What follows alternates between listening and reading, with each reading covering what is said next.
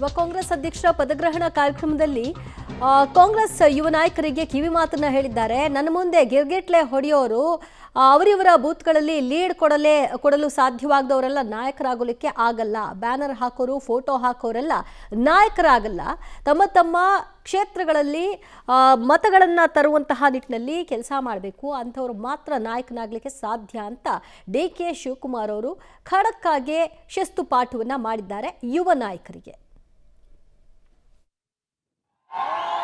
ಮಧ್ಯ ಮಾತಾಡೋದು ಬೋರ್ಡ್ ಎಲ್ಲ ಇಳಿಸಿ ಕೆಳಗಡೆ ಇಳಿಸೋನು ಯಾರು 40 ಬೋರ್ಡ್ ಇಳಿಸೋ ಕೆಳಗಡೆ ಇಳಿಸಿ ಕೆಳಗಡೆ ಗೊತ್ತು. ವ್ಯಕ್ತಿ ಪೂಜೆ ಬಿಟ್ಬಿಟ್ಟು ಪಕ್ಷದ ಪೂಜೆ ಮಾಡೋದು ಕಲೀರಿ ನೀವೆಲ್ಲ.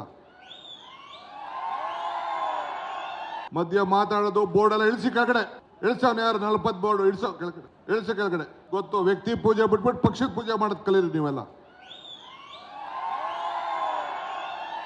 ಮಧ್ಯ ಮಾತಾಡೋದು ಬೋರ್ಡ್ ಎಲ್ಲ ಇಳಿಸಿ ಕೆಳಗಡೆ ಇಳಿಸೋನು ಯಾರು 40 ಬೋರ್ಡ್ ಇಳಿಸೋ ಕೆಳಗಡೆ ಇಳಿಸಿ ಕೆಳಗಡೆ ಗೊತ್ತು. ವ್ಯಕ್ತಿ ಪೂಜೆ ಬಿಟ್ಬಿಟ್ಟು ಪಕ್ಷದ ಪೂಜೆ ಮಾಡೋದು ಕಲೀರಿ ನೀವೆಲ್ಲ.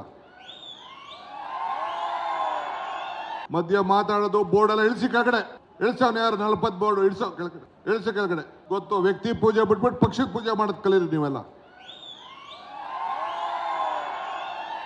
ಮಧ್ಯ ಮಾತಾಡೋದು ಬೋರ್ಡ್ ಎಲ್ಲ ಇಳಿಸಿ ಕೆಳಗಡೆ ಇಳಿಸೋನು ಯಾರು. ಸಾಮಾನ್ಯವಾಗಿ ಈ ರೀತಿ ಆಗುತ್ತೆ.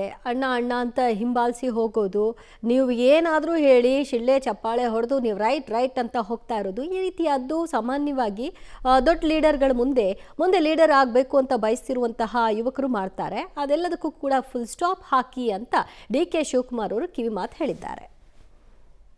ಯಾರು ಬೂತಲ್ಲಿ ಹೆಚ್ಚು ಮತವನ್ನ ಕೊಡಿಸ್ತಾನೆ ಅವನೇ ನಾಯಕ ಹೊರತು ನನ್ನ ಮುಂದೆ ಗಿರ್ಗಿಟ್ಲೆ ತಿರ್ಕೊಂಡು, ಸಿದ್ದರಾಮಯ್ಯನ ಮುಂದೆ ಗಿರ್ಗಿಟ್ಲೆ ತಿರ್ಕೊಂಡು ಅವನು ನಾಯಕನಲ್ಲ. ಇದು ಹೇಳಲಿಕ್ಕೆ ನಾನು ಬಯಸ್ತಾ ಇದ್ದೇನೆ.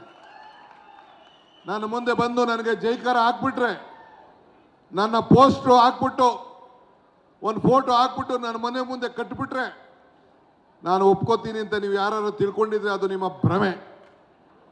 ನಿಮ್ಮ ಓಟು ನಿಮ್ಮ ಬೂತ್ನಲ್ಲಿ ಯಾರು ಮೆಜಾರಿಟಿ ಕೊಟ್ಕೊಂಡು ಆ ಬೂತ್ನಲ್ಲಿ ಹೋರಾಟ ಮಾಡಿ, ಬಿಜೆಪಿ ವಿರುದ್ಧ ಹೋರಾಟವನ್ನು ಮಾಡಿ ಕಾಂಗ್ರೆಸ್ನ ಅಧಿಕಾರಕ್ಕೆ ತರ್ತಿರಲ್ಲ, ಅವರು ಮಾತ್ರ ನಮ್ಮ ನಾಯಕರು. ಯಾರು ಬೂತಲ್ಲಿ ಹೆಚ್ಚು